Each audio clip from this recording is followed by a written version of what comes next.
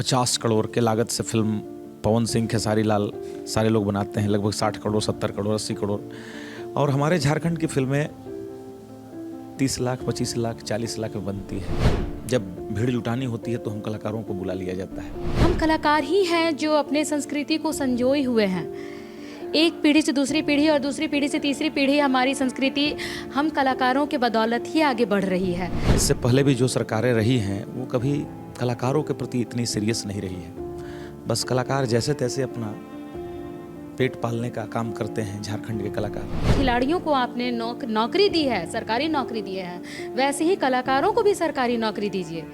वो भी देश विदेश में अपने राज्य का नाम रोशन कर रहे हैं।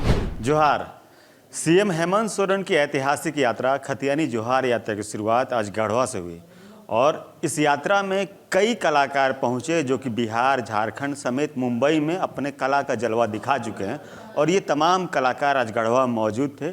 सीएम हेमंत सोरेन का हौसला अफजाई कर रहे थे। इस बीच हमारे साथ दो मशहूर कलाकार मौजूद हैं। एक तरफ ममता राउत हैं, एक तरफ महानायक उमाशंकर जी हैं। इन दोनों से आज हमारा एक ही सवाल होगा कि जिस तरह से बिहार में तमाम जो भोजपुरी इंडस्ट्री है वो आज एक मुकाम पे पहुंची है और झारखंड की जो फिल्म इंडस्ट्री है वो उस कब तक पहुंचेगी। तो सबसे पहला सवाल महानायक उमाशंकर जी से ही रहेगा। आप काफ़ी सीनियर हैं और बहुत नज़दीक से आप फिल्म इंडस्ट्री को देखते आ रहे हैं।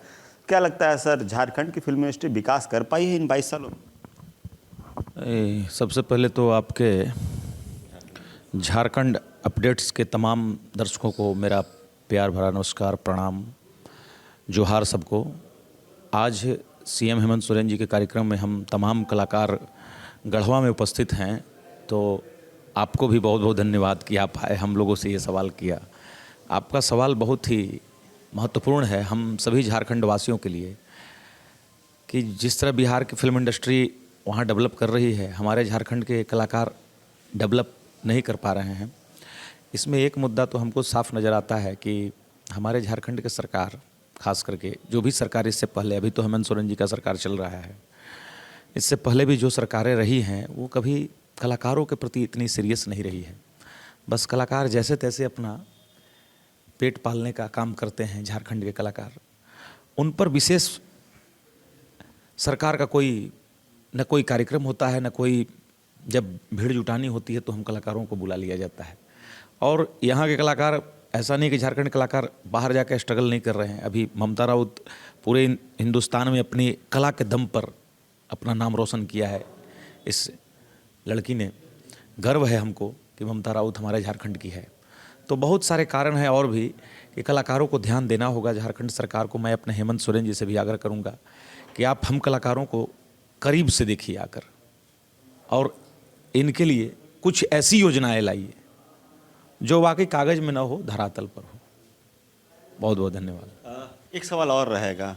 भोजपुरी में तमाम फिल्में बनती हैं, करोड़ों का व्यवसाय होता है, लेकिन झारखंडी फिल्म इंडस्ट्री नागपुरी में बने या किसी भी और भाषा में बने उतना कारोबार नहीं कर पाती। इसके पीछे क्या आपको लगता है कारण? इसके पीछे तो एक बहुत बड़ा कारण हमको यह है कि भोजपुरी अभी खास करके बड़े बजट की फिल्म बना रही है। जैसे कि 50 करोड़ के लागत से फिल्म पवन सिंह, खेसारी लाल सारे लोग बनाते हैं, लगभग 60 करोड़, 70 करोड़, 80 करोड़। और हमारे झारखंड की फिल्में 30 लाख, 25 लाख, 40 लाख में बनती है।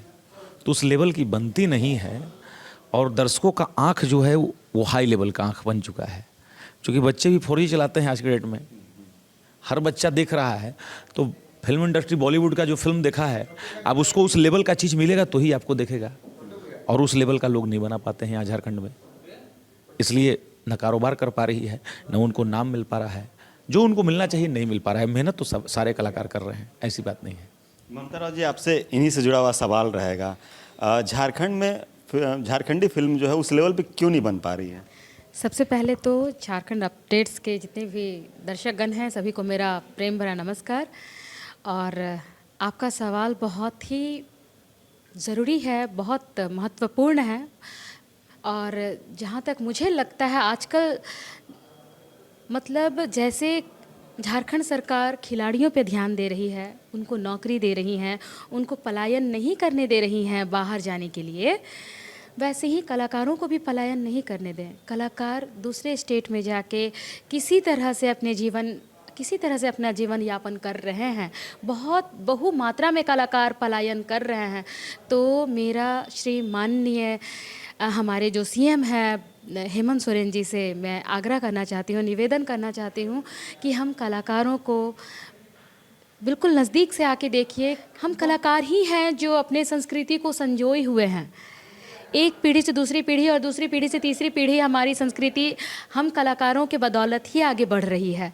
और हम लोगों के साथ ही ऐसा जब व्यवहार होता है तो अच्छा तो नहीं लगता है कि हम लोग पलायन कर रहे हैं। बहुत कलाकार पलायन कर चुके हैं, अभी भी कर रहे हैं। तो इस पलायन को, कलाकारों के जो पलायन हो रहा है उसको रोकिए। सीएम साहब से मेरी यही रिक्वेस्ट है। और कलाकारों को भी, जैसे खिलाड़ियों को आपने नौकरी दी है, सरकारी नौकरी दी है, वैसे ही कलाकारों को भी सरकारी नौकरी दीजिए। वो भी देश विदेश में अपने राज्य का नाम रोशन कर रहे हैं और अपने राज्य को पूरे दुनिया के समक्ष पेश कर रहे हैं।